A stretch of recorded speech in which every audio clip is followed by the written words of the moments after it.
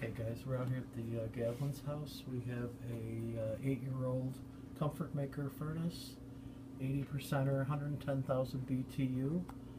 I'm going to say we are 21.5 inches wide.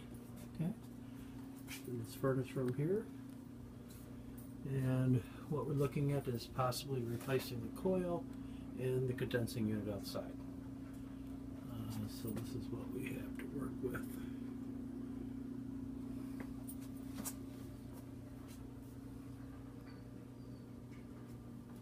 And I'll get a measurement on that.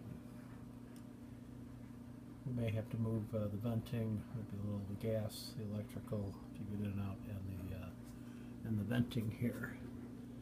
Maybe right in our way. Looks kind of leaky. So maybe we can help out in that regard. Okay, thanks guys.